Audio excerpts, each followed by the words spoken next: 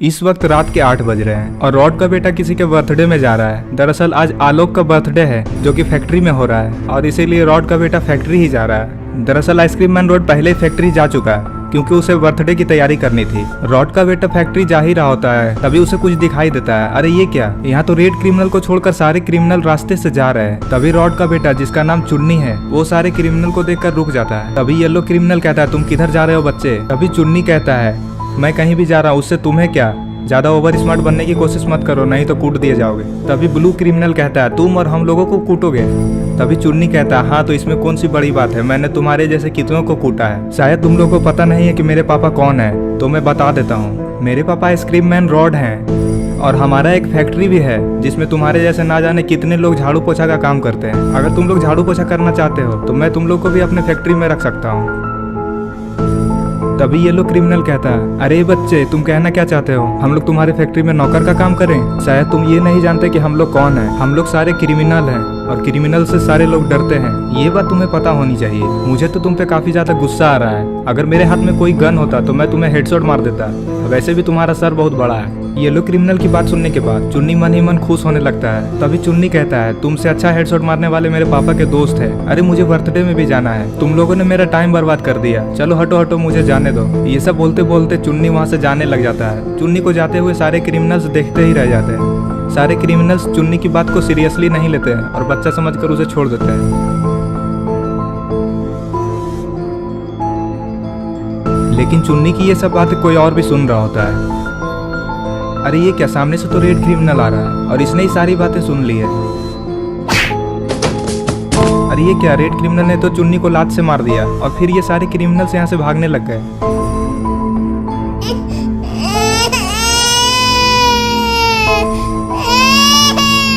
मार खाने के बाद चुन्नी रोने लग जाता है और फिर ये गुस्से में अपने पापा के पास जाने लगा। और इधर फैक्ट्री को तो काफी अच्छे तरीके से सजाया गया है और यहाँ पे तो काफी सारे लोग भी आए हैं। अरे ये क्या, आलोक ने तो गुल्ली बुल्ली के साथ राइस्टार और आरजू भाई को भी बुलाया है और ये लोग आपस में कुछ बातें करने में लगे हुए हैं। आइसक्रीम मैन रॉड ने तो काफी बड़ा केक बनाया है।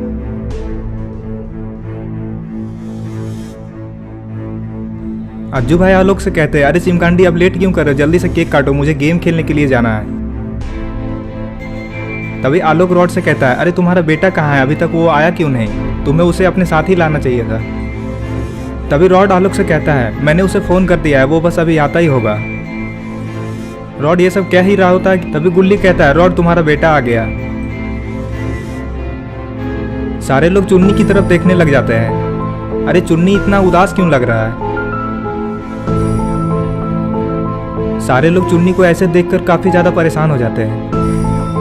तभी रॉड कहता है क्या हुआ चुन्नी, तुम रो क्यों रहे हो, किसी ने तुम्हें मारा है क्या, मुझे उसका नाम बताओ, मैं उसे छोड़ूंगा नहीं। चुन्नी रॉड से कहता है मुझे रास्ते में 5 क्रिमिनल्स मिले थे, उन सभी ने मुझे डंडे से मारा है।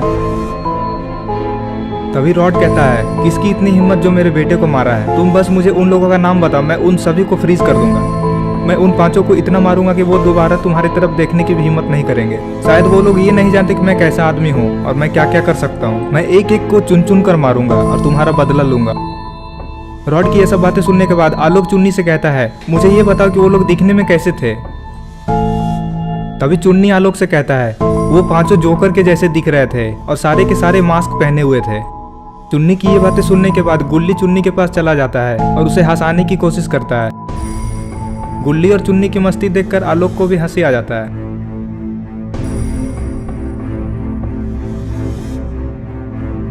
तभी अज्जू भाई आलोक से कहते अब और लेट मत करो, मुझे अमित भाई के साथ गेम खेलना है, जल्दी से केक कट करो। आलोक केक काटने के लिए चाकू अपने हाथ में ले लेता है।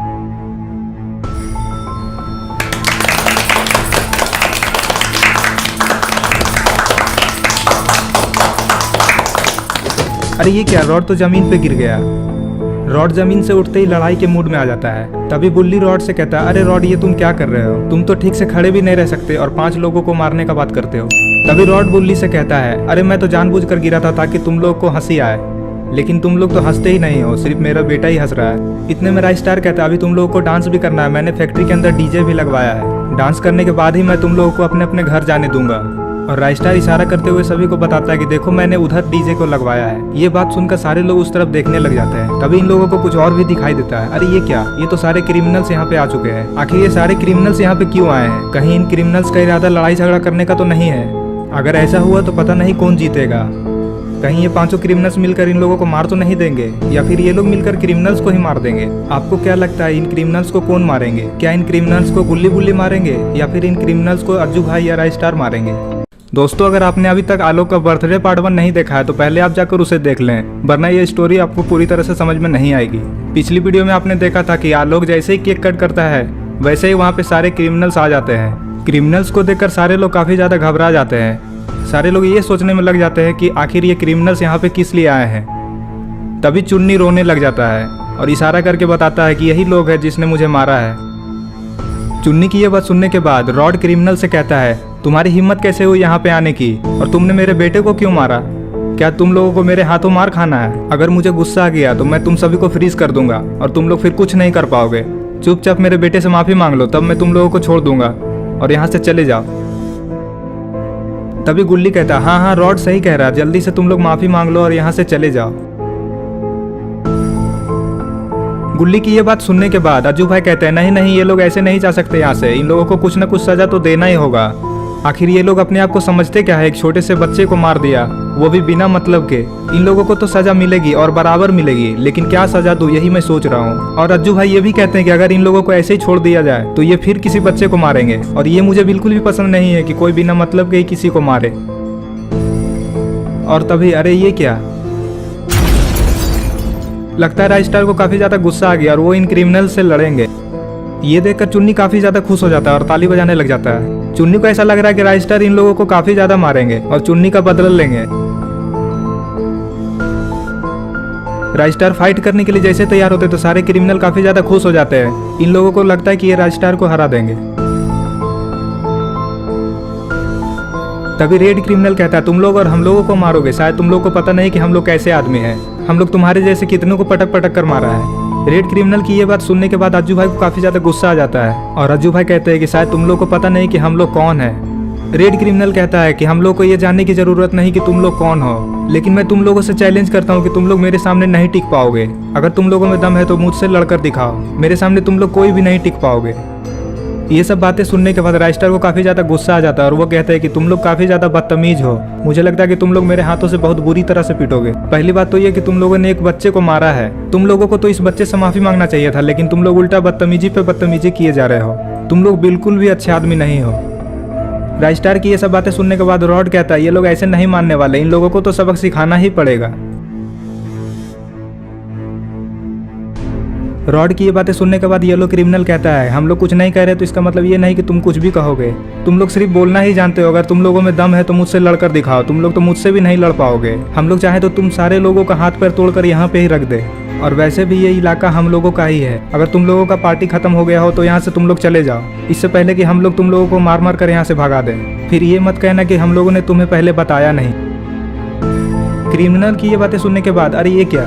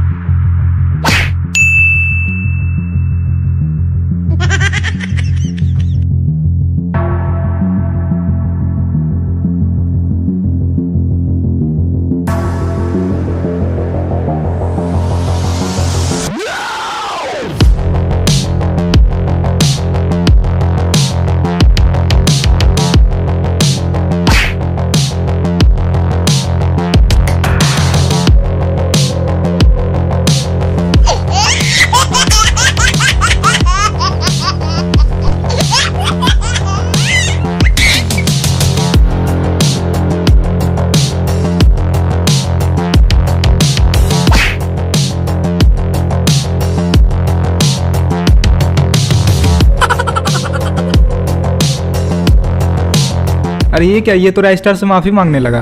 राइस्टार कहता है, चलो चलो मैंने तुम्हें माफ कर दिया, तुम लोग दोबारा से ऐसी हरकत मत करना। तभी ग्रीन क्रिमिनल राइस्टार से कहता है, आप बहुत अच्छे आदमी हैं, आपने हम लोगों को माफ कर दिया, अब मेरे दोस्तों को भी पिटने से बचा दीजिए।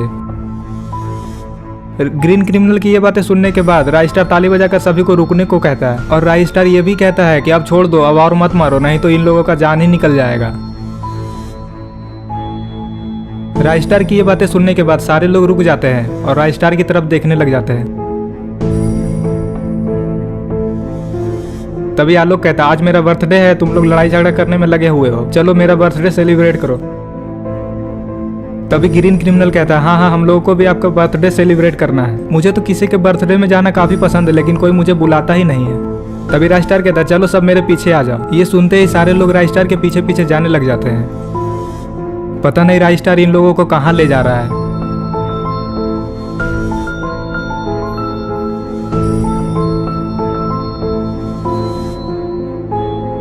अरे ये क्या, ये तो सारे लोग फैक्ट्री के अंदर ही आ रहे हैं।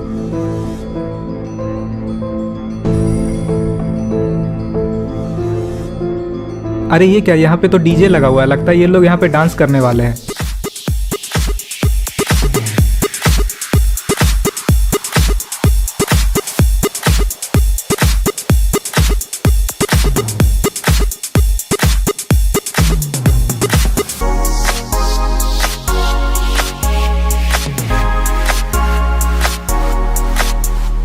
अरे ये कौन है और ये फैक्ट्री में क्या कर रहा है? अरे ये तो केक की तरफ ही आ रहा है और ये दिखने में इतना अजीब क्यों लग रहा है? अरे ये तो कोई जोकर लग रहा है। अरे ये क्या, ये तो केक के पास आकर रुक गया है। ये इधर उधर क्यों देख रहा है? अब ये क्या करने वाला है? अरे इसने तो केक को ही उठा लिया। केक को उठाने के बाद ये आदमी इधर उधर देखने लग जाता है और फिर थोड़ी देर इधर उधर देखने के बाद ये आदमी पीछे घूम जाता है और फिर वो दौड़ लगा देता है और यहाँ से भागने लग जाता है। लेकिन ये आदमी इस केक को लेकर जा कहाँ रहा है? कहीं ये आलोक का बर्थडे बिगाड़ना तो नहीं चाहता और कहीं ये आदमी आलोक का दुश्मन तो नहीं? लेकिन इस आदमी को ये पता नहीं कि उसे केक ले जाते हुए कोई देख रहा है। अरे ये क्या, ये तो चुन्नी है और चुन्नी ने ही केक को चोरी होते हुए देख लिया है और अब ये सभी को बता देगा कि केक चोरी हो चुका है। चुन्नी वहां से भागकर डीजे के पास आ जाता है जहाँ पे सारे लोग डांस करने में लगे हुए थे। चुन्नी चिल्ला चिल्ला कर सभी को ये बात बताने की कोशिश करता है कि केक चोरी हो चुका है, लेकिन कोई इसकी बात सुनने को तैयार ही नहीं। सभी लोग डांस करने में लगे हुए हैं।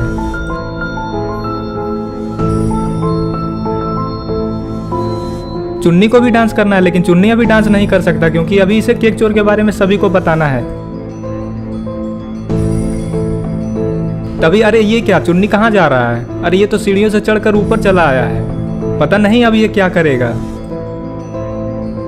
अरे ये क्या, ये तो डीजे के ऊपर ही चढ़ गया है और ऊपर से ही सभी को बताने में लगा हुआ है, लेकिन अभी भी चुन्नी की बात कोई नहीं सुन रहा है।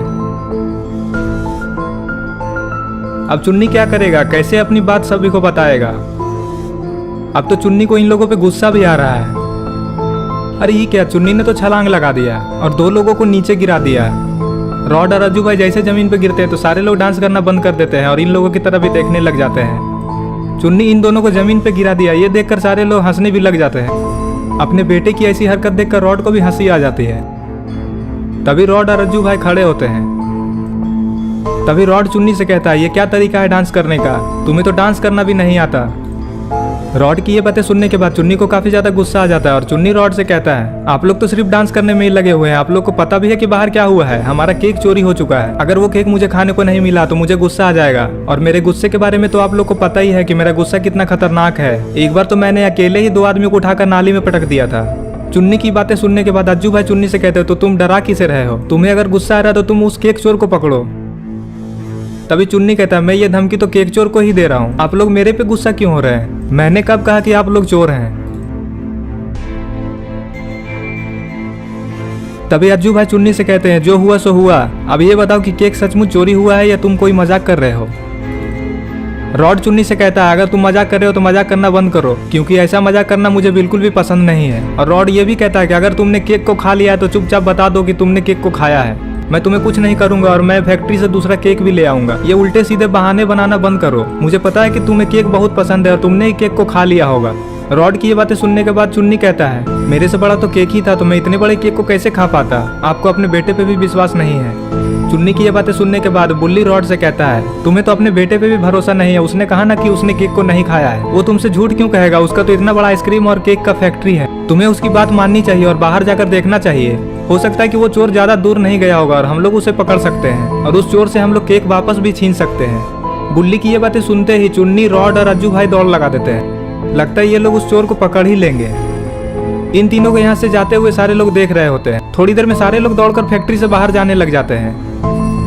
चोर अगर पकड़ा गया तो पता नहीं उस चोर का क्या होगा, सारे लोग मिलकर तो उसे ऊपर ही पहुंचा देंगे। चुन्नी इशारा करते हुए कहता है देखिए केक यहाँ से गायब है। और चुन्नी ये भी कहता है मैंने कहा था ना कि वो चोर केक को लेकर जा रहा है, आप लोग मेरी बात को मान ही नहीं रहे थे, अब तो वो काफी दूर चला गया होगा। तभी रॉड चुन्नी से कहता है आखिर वो चोर भाग कर जाएगा कहाँ, वो इतने बड़े केक को लेकर ज्यादा दूर नहीं जा सकता। ये लोग यही सोचने में लगे हुए हैं कि आखिर चोर किस तरफ गया है। तभी फैक्ट्री के अंदर से सारे लोग दौड़ते हुए बाहर आ जाते हैं। सारे लोग दौड़ते हुए उसी जगह पे पहुंच जाते जहाँ पे केक कट हुआ था। वहां आते ही रेड क्रिमिनल कहता है मुझे वो केक चाहिए, मैंने तो उस केक को खाया भी नहीं था। आलोक कहता है मेरे बर्थडे का केक किसने चोरी कर लिया, ये बहुत बुरी बात है, इसमें मेरी ही गलती है कि मैं केक को यहाँ पे छोड़कर डांस करने चला गया था। हम लोगों को केक को अपने साथ ही अंदर ले जाना चाहिए था।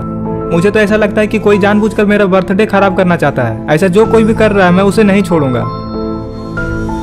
तभी रॉड आलोक से कहता है तुम चिंता मत करो आलोक, मैं तुम्हारे लिए दूसरा केक बना दूंगा। ये बात सुनते ही अज्जू भाई रॉड से कहते हैं तुम दूसरा केक क्यों बनाओगे रॉड, हम लोग उस चोर से केक को छीन लेंगे और उस चिमकांडी को इतना मारेंगे कि वो दोबारा से ऐसी हरकत करने का सोचेगा भी नहीं। इतना कहते ही सारे लोग उस तरफ भागने लग जाते जिस तरफ चोर केक को लेकर भागा है। ये सारे लोग चोर का पीछा करते करते फैक्ट्री से काफी दूर निकल आते हैं। ये लोग भागते भागते देखते हैं कि हाईवे के उस तरफ एक घर है और चोर उसी घर के अंदर चला गया है। घर के पास आते ही सारे लोग खड़े हो जाते हैं। तभी गुल्ली कहता है ए चोर घर से बाहर निकलो, हमने तुम्हें देख लिया है। तभी चुन्नी चोर से कहता है हमने तुम्हें चारों तरफ से घेर लिया है, भागने की सोचना भी मत वरना मारे जाओगे। आलोक कहता है अरे नहीं चुन्नी, ये मुझसे बचकर नहीं भाग सकता, इसने तो मेरा केक चोरी किया, मैं बस एक बार इसका चेहरा देख लूं फिर मैं उसे छोड़ूंगा नहीं। उसे पता नहीं है कि मैं कैसा आदमी हूँ और इसने तो मेरा बर्थडे भी खराब कर दिया। हम लोग कितने अच्छे से पार्टी मना रहे थे, हम लोगों को तो डांस करने में भी काफी ज्यादा मजा आ रहा था, पर इस चोर के कारण सारा मजा खराब हो गया। मैं उसे मारे बिना नहीं रह सकता, बस वो एक बार घर से बाहर निकले। ये बात सुनते ही अज्जू भाई आलोक से कहता है अरे नहीं आलोक, तुम उसे क्यों मारोगे, हम लोग हैं ना, हम लोग ही उसे देख लेंगे। शायद उस चोर को पता नहीं है कि तुम मेरे और राय स्टार के दोस्त हो और अब ये सारे क्रिमिनल्स भी तुम्हारे दोस्त हैं और गुल्ली बुल्ली रॉड तो है ही। ये सब बातें बोलने के बाद भी चोर घर से बाहर नहीं निकलता है, पता नहीं वो कहाँ छिप गया है। आखिर इतने घने जंगल में ये घर किसका है, कहीं ये घर उसी चोर का ही तो नहीं। अज्जू भाई कहते हैं मैं तो उसे कब का हेडशॉट मार देता, लेकिन मैं तो गन लेकर ही नहीं आया। अरे ये क्या, इस घर में कौन सोया है, अरे ये तो कोई बूढ़ा आदमी लग रहा है और इसके पास में ही केक रखा हुआ है, लेकिन केक तो किसी और ने चुराया था। लगता है ये बूढ़ा आदमी काफी दिनों से बीमार है। अरे ये क्या, केक चोर तो यहीं पे खड़ा है और अज्जू भाई की सारी बातें सुन रहा है। अब ये चोर क्या करेगा, लगता है ये चोर अब पकड़ा जाएगा। और इधर चुन्नी चोर को घर से बाहर निकलने के लिए बार बार कह रहा है, लेकिन चोर बाहर निकलने को तैयार ही नहीं है। तभी आलोक को गुस्सा आ जाता है और आलोक गुस्से में कहता है तुम बाहर आओगे या हम लोग अंदर आ जाएं? अगर हम लोग अंदर आ गए तो तुम्हें बहुत ज्यादा मारेंगे, इससे पहले कि मुझे और ज्यादा गुस्सा आ जाए मेरा केक लेकर घर से बाहर आ जाओ। हो सकता है कि हम लोग तुम्हें माफ कर दे, क्योंकि हम लोग इतने बुरे आदमी भी नहीं है। आखिर तुमने मेरा केक ही क्यों चुराया है, बस ये बात हम लोग सुनना चाहते हैं, वो भी तुम्हारे मुंह से। तभी अज्जू भाई कहते हैं मैं तुम्हें लास्ट वार्निंग दे रहा हूँ, जल्दी से आलोक का केक लौटा दो, तब हम लोग तुम्हें छोड़ देंगे और यहाँ से चले जाएंगे। जैसे ही अज्जू भाई इतना कहते हैं तभी इन लोगों को घर के अंदर से किसी के चलने की आवाज सुनाई देती है। ऐसा लग रहा है कि कोई घर से बाहर आने वाला है, लेकिन आखिर कौन आने वाला है। अरे ये क्या, ये तो वही चोर है जिसने केक चोरी किया है। चोर घर से बाहर आते ही इधर उधर देखने लग जाता है, शायद इसे कम दिखाई देता है। चोर अज्जू भाई से कहता है तुम लोग कौन हो और यहाँ पे शोर क्यों मचा रहे हो, तुम लोगों ने तो चिल्ला चिल्ला कर मेरे पापा को भी जगा दिया जो आराम से सोए हुए थे। तुम लोग यहाँ पे और शोर मत करो और यहाँ से चले जाओ, इससे पहले कि मुझे गुस्सा आ जाए और मैं तुम लोगों को यहाँ से डंडे मारकर भगा दूं। और हाँ, मैं तुम लोगों को एक बात बताना चाहता हूँ कि मैंने तुम्हारा केक चोरी नहीं किया है। क्या मैं तुम लोगों को चोर दिखाई देता हूँ? चलो निकलो यहाँ से और दोबारा इस जगह पे दिखाई मत देना। तभी चुन्नी चोर की तरफ इशारा करते हुए कहता है ये झूठ बोल रहा है। अज्जू भाई कहते हैं हाँ चुन्नी, मुझे पता है कि केक को इसने ही चुराया है, आखिर तुम झूठ क्यों बोलोगे? और वैसे भी इसका शक्ल तो चोर जैसा ही लगता है, जरूर इसने ही केक को चुराया है। तुम हमारा केक वापस देते हो या नहीं? तभी चोर कहता है तुम लोगों को एक बार में बात समझ में नहीं आता है, मैंने कहा ना कि मैंने केक को नहीं चुराया है। तभी आलोक चोर से कहता है तुम पहले ही हमारा कितना टाइम बर्बाद कर चुके हो, अब मुझे लग रहा है कि तुम बात से नहीं मानोगे, अब मुझे लग रहा है कि तुम हमारे हाथों से पीटोगे, और वैसे भी लातों की भूत बातों से नहीं मानते। तभी चोर कहता है तुम लोग मेरे घर के सामने ही मुझे धमकी दे रहे हो, अभी तुम लोगों को मैं बताता हूँ। ये कहते ही चोर अज्जू भाई की तरफ दौड़ लगा देता है। अब पता नहीं चोर का क्या होगा।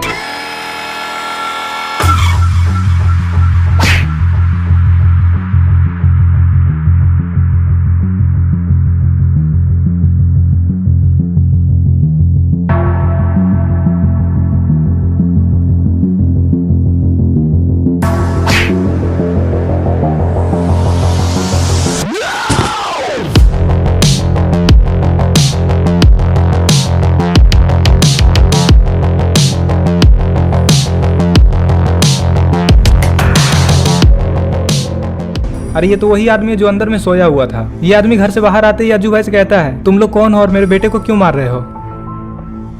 तभी अज्जू भाई उस बूढ़े आदमी की तरफ देखते हैं और कहते हैं, ये आपका बेटा चोर है, इसने हमारा केक चोरी किया है, आप बस हमारा केक वापस लौटा दीजिए, वो केक आपके घर के अंदर ही होगा। आज मेरा दोस्त आलोक का बर्थडे था और इसने उसका केक ही चुरा लिया, आप बस हमारा केक वापस लौटा दीजिए, हम लोग यहाँ से चले जाएंगे और अपने इस बेटे को अच्छे काम में लगा दीजिए। ये चोरी का काम करता है और आप फिर भी इसे कुछ नहीं कहते हैं, ये बहुत गलत बात है। तभी वो बूढ़ा आदमी कहता है, मुझे पता है कि मेरा बेटा चोरी करता है, दरअसल मेरे बेटे को थोड़ा कम दिखाई देता है, इसी वजह से इसे कोई काम पे नहीं रखता है और मैं कई सालों से बीमार रहता हूँ, इसीलिए इसे मेरे लिए खाने पीने का सामान चोरी करना पड़ता है।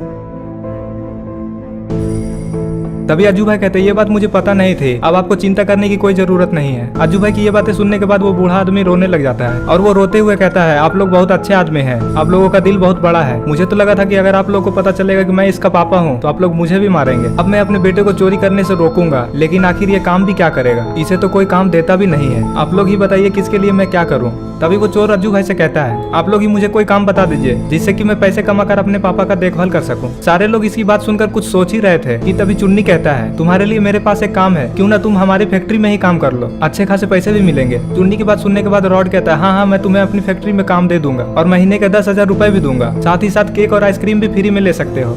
रॉड की बात सुनते ही वो चोर काफी ज्यादा खुश हो जाता है। तभी वो बूढ़ा आदमी कहता है, आप लोगों का बहुत बहुत धन्यवाद, जो आप लोगों ने मेरे बेटे को काम दिया, अब वो चोरी कभी नहीं करेगा। ये सब बातें सभी लोग कर ही रहे होते कि तभी, अरे ये क्या, इसे तो किसी ने गोली मार दिया है, आखिर वो कौन है जिसने इसे गोली मारा है, अब तो इसकी मौत हो गई है। और अज्जू भाई को भी समझ में नहीं आ रहा कि ये सब क्या हो गया। चुन्नी तो अपनी फैक्ट्री में इसे काम देने वाला था, लेकिन इसे गोली किसने मारी, शायद अब ये मर चुका है।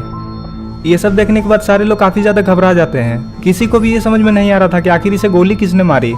तभी, अरे ये क्या, ये तो जेसन है, और जेसन यहाँ क्या कर रहा है, लगता है जेसन ने ही इस चोर को गोली मारी है, और जेसन के साथ तो हेलो नेवर भी है। आखिर जेसन ने ऐसा क्यों किया, उस चोर से जेसन की क्या दुश्मनी थी। सारे लोग जेसन और हेलो नेवर को देख लेते हैं कि उसने ही गोली मारी है। तभी गुल्ली कहता है, अरे ये तो जेसन है, जेसन तो मर चुका था, फिर ये यहाँ पे कैसे आया। तभी बुल्ली कहता है, पता नहीं ये कैसा भूत है, बाबा तो इसे कई बार मार चुके हैं, लेकिन ये फिर से वापस आ जाता है।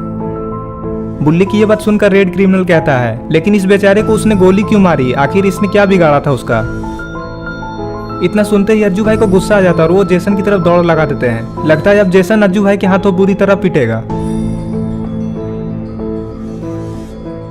अरे ये क्या, जेसन तो यहाँ से भागने लगा, लगता है जेसन अज्जू भाई से डर गया और यहाँ से भाग गया।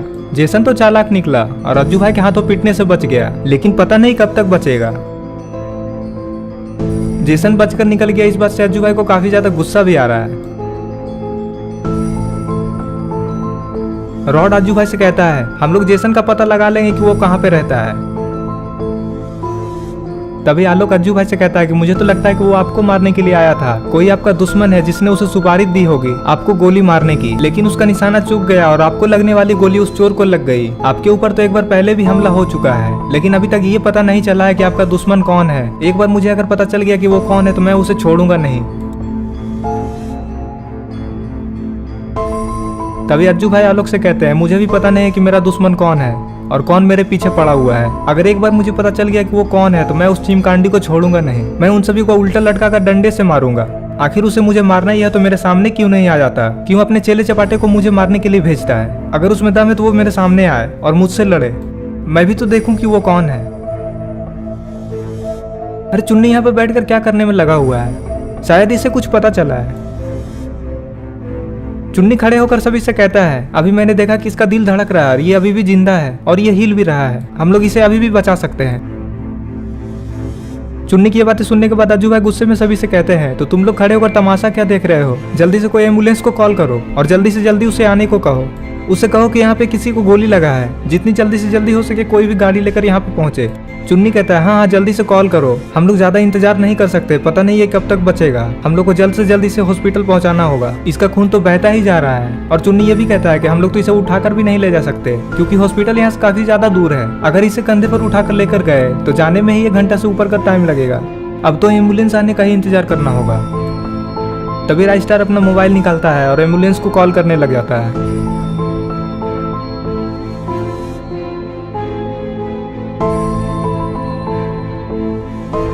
राइस्टर एम्बुलेंस वाले को सारी बातें बताने में लग जाता है और उससे कहता है कि जल्दी से जल्दी एक एम्बुलेंस को यहाँ पे भेजें। एक इंसान को गोली लग गई है और वो यहाँ पे घायल पड़ा है।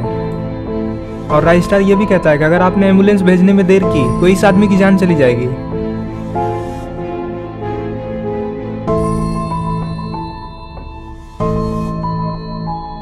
राइस्टर उसे इस जगह की एड्रेस बता रहा होता है।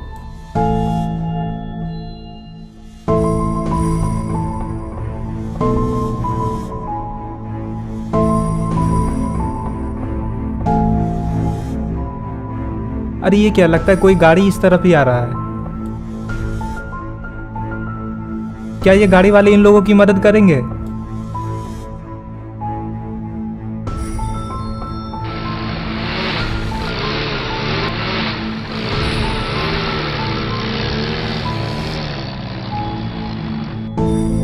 अरे ये क्या, ये तो कोई पुलिस वाला है और इस पुलिस वाले के साथ तो स्काइलर भी है।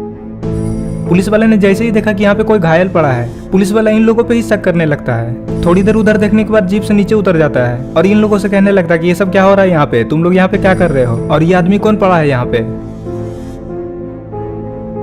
गुल्ली पुलिस वाले से कहता है इसे एक आदमी ने गोली मारा है और गोली मारते ही वो यहाँ से भाग गया। हम लोग उसे पकड़ नहीं पाए लेकिन मुझे उसका नाम पता है, उसका नाम जेसन है। पुलिस वाला कहता है क्या तुम लोगों ने एम्बुलेंस को कॉल किया है? राइस्टर पुलिस वाले से कहता है हाँ मैंने अभी अभी कॉल किया है, वो बस आता ही होगा, आपको कॉल करने की जरूरत नहीं है। तभी येलो क्रिमिनल पुलिस वाले से कहता है आपकी इस जीप से इसे हॉस्पिटल नहीं ले जा सकते क्या? पुलिस वाला कहता है नहीं नहीं, तुम इस जीप में नहीं ले जा सकते, इस जीप में पेशेंट को चोट लग सकती है, इसे अच्छे से एम्बुलेंस में ही ले जाना पड़ेगा, हम लोग को थोड़ी देर एम्बुलेंस आने का इंतजार करना चाहिए।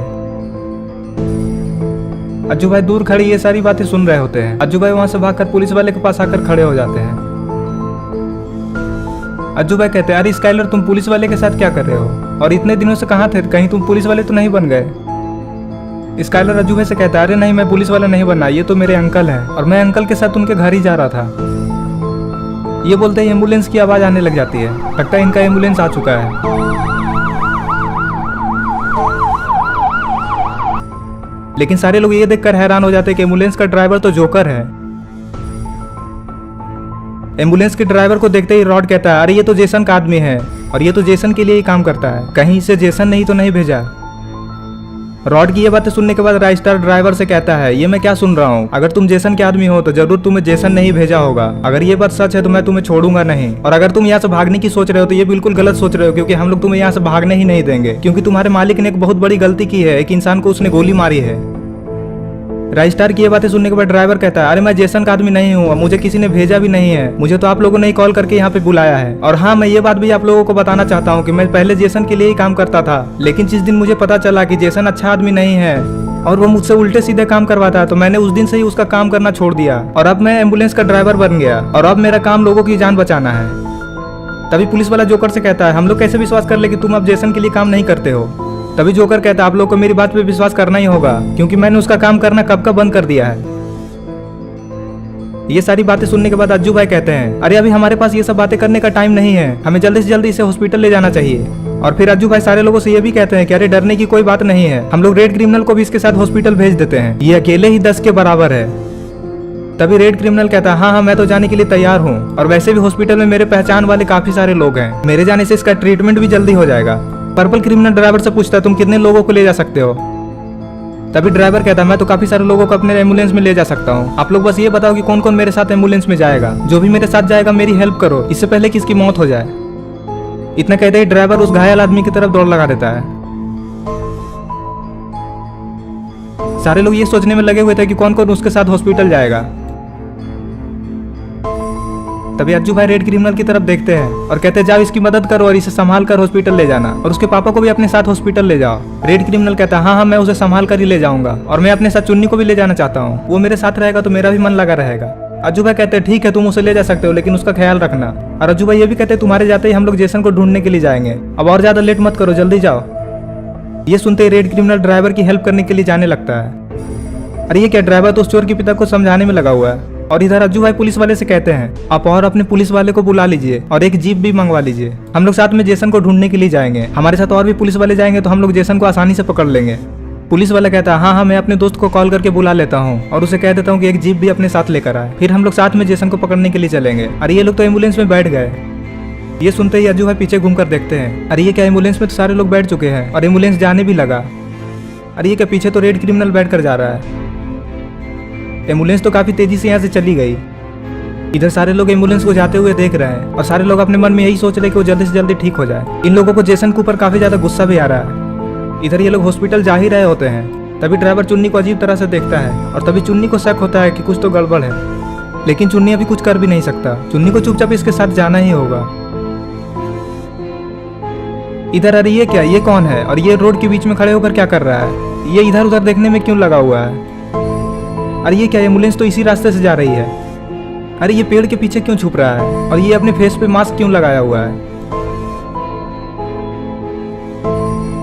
अरे ये तो किसी को कॉल कर रहा है, लेकिन किसे? आपको क्या लगता है ये कॉल किसे कर रहा है? कहीं ये जेसन का जासूस तो नहीं? हो सकता है जेसन के कहने पे ही ये सब कर रहा हो। अरे ये क्या, इधर तो पुलिस वाले का दोस्त जीप लेकर आ गया है और सारे लोग जेसन को ढूंढने के लिए जा भी रहे हैं। ये सारे लोगों में से सिर्फ एक इंसान को ही पता है कि जेसन कहाँ रहता है। क्या आपको पता है कि वो कौन है जिसे पता है कि जेसन कहाँ रहता है? ये लोग काफी तेजी से जेसन को ढूंढने के लिए जा रहे हैं। अरे ये कौन सी जगह है? ये जगह तो जानी पहचानी लग रही है। क्या जेसन यहीं रहता है? लेकिन यहाँ तो कोई भी दिखाई नहीं दे रहा है। आखिर ये लोग यहाँ पे क्या करने आए हैं? अरे ये क्या, ये लोग तो गाड़ी को इसी तरफ ला रहे हैं। यहाँ पे आते ये लोग जीप को रोक देते हैं। आखिर ये लोग यहाँ पे क्या करने वाले हैं? अरे ये क्या, यहाँ तो कोई इंसान दिखाई दे रहा है। अरे ये लोग कौन है? अरे यहाँ पे तो जेसन है। जेसन के साथ साथ तो यहाँ पे हेलो नेवर और बक भी है। जेसन ने तो अपने साथ कई सारे गार्ड्स को भी रखा है और सारे गार्ड्स मास्क भी पहने हुए हैं। जेसन इन लोगों को कुछ बताने में लगा हुआ है। अरे कहीं वो इंसान जो पेड़ के पीछे से छिपकर एम्बुलेंस को देख रहा था और एम्बुलेंस के वहां से जाने के बाद किसी को कॉल लगाकर बता रहा था, क्या वो जेसन का ही आदमी था? क्योंकि यहाँ पे जो गार्ड्स है उन्होंने भी सेम मास्क पहना हुआ है। बक जेसन को कुछ बता रहा होता है। लगता है बक और बॉब दोनों जेसन का ही आदमी है। तभी एक गार्ड जेसन को इशारा करते हुए खिड़की की तरफ दिखाता है। अरे ये क्या, ये तो अज्जू भाई हैं। कहीं अज्जू भाई को ये लोग देख तो नहीं लिया? राजस्टार अज्जू भाई से कहता है क्या हुआ, तुम ऐसे क्यों छिप रहे हो? अरे ये क्या, पुलिस वाले ने भी उन लोगों को छिप कर देख लिया है। अरे ये दूसरा पुलिस वाला भी यहाँ पे आ गया। लगता है आज जेसन के साथ साथ उनके सारे आदमी भी पीटेंगे। सारे क्रिमिनल्स भी अपनी अपनी पोजीशन लेकर खड़े हैं। जैसे ही जेसन या उसके आदमी बाहर आएंगे ये लोग उसे पकड़ लेंगे। इन लोगों को तो डरने की भी जरूरत नहीं है क्योंकि इन लोगों के साथ पुलिस वाले भी हैं। अरे ये क्या, ग्रीन क्रिमिनल तो दीवार के पीछे से छिपते हुए आ रहा है।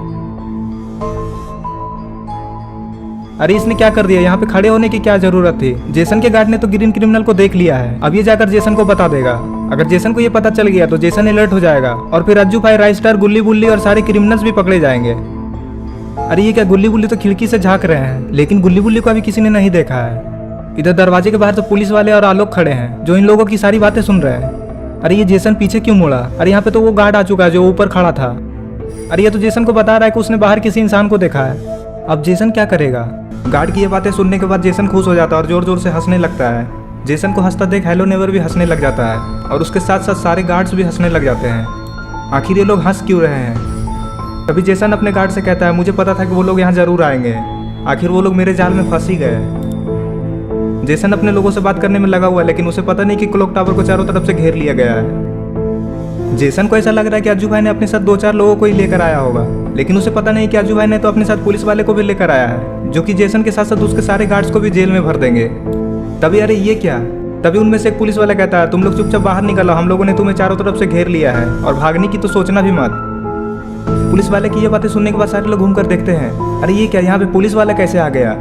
और पुलिस वाला जेसन से ये भी कहता है कि तुम्हें क्या लगा था कि तुम मर्डर करके भाग जाओगे और हम लोग तुम्हें नहीं पकड़ पाएंगे? तभी ग्रीन क्रिमिनल कहता है, चलो चलो चुपचाप तुम लोग बाहर आओ। ये बातें सुनने के बाद जेसन के सारे लोग काफी ज्यादा डर जाते हैं। अरे ये क्या, जेसन तो अभी भी हंसने में लगा हुआ है, कहीं ये पागल तो नहीं हो गया? गुल्ली बुल्ली को भी ये समझ में नहीं आ रहा कि आखिर जेसन हंसने में क्यों लगा हुआ है। अरे छत पे तो एक गार्ड खड़ा है जिसके हाथ में गन है। अरे ये क्या, इसे गोली किसने मारी? लगता है पुलिस वाले ने ही उसे शूट कर दिया। आलोक जेसन से कहता है तुमने अज्जू भाई को मारने की कोशिश क्यों की?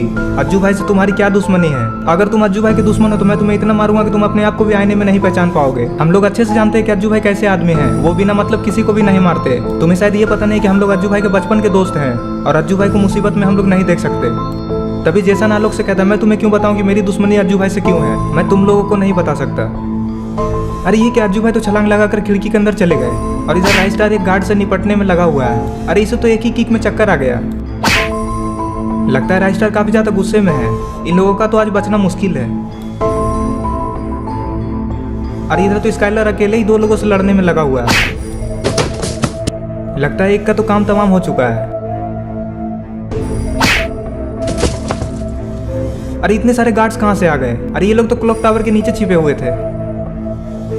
कहीं ये सारे गार्ड्स अज्जू भाई और राइस्टार के ऊपर भारी न पड़ जाए। अरे ये लोग तो ऊपर ही आ रहे हैं। शायद इन लोगों को आते किसी ने देखा नहीं।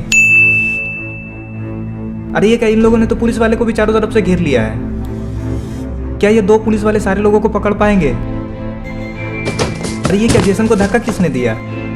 अरे ये तो अज्जू भाई हैं और अज्जू भाई ने जेसन को ऐसा मारा कि वो तो जमीन पे ही गिर गया। तभी अज्जू भाई जेसन से कहते हैं क्यों चिमकांडी, कैसी लगी? मुझे मारने चले थे, तुम्हारे इतने सारे गार्ड्स मेरा कुछ नहीं बिगाड़ पाएंगे। मैं अकेले ही इन सभी को पटक पटक कर मारूंगा और अगर उस इंसान को कुछ हुआ तो मैं तुम्हें जिंदा नहीं छोड़ूंगा। क्या तुम ये नहीं जानते कि मुझे मारना इतना आसान नहीं है? मैंने तुम्हें पिछली बार माफ करके बहुत बड़ी गलती की। और अज्जू भाई जेसन से ये भी कहते हैं अगर मैं अपने दोस्तों को पहले ही बता देता कि तुम मुझे मारना चाहते हो तो वो तुम्हें छोड़ते नहीं। अरे ये क्या, ये तो एयरफोर्स का हेलीकॉप्टर लग रहा है। फोर्स यहाँ पे क्या कर रहे हैं? आखिर इन लोगों को किसने बुलाया?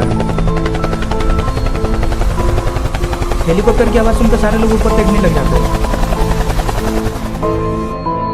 अरे ये क्या, जेसन तो एयरफोर्स को देखते ही बेहोश हो गया। अरे ये क्या, हेलीकॉप्टर से तो 2 फोर्स नीचे कूद गए और हेलीकॉप्टर यहाँ से चला गया। शायद पुलिस वाले ने ही इन लोगों को बुलाया है।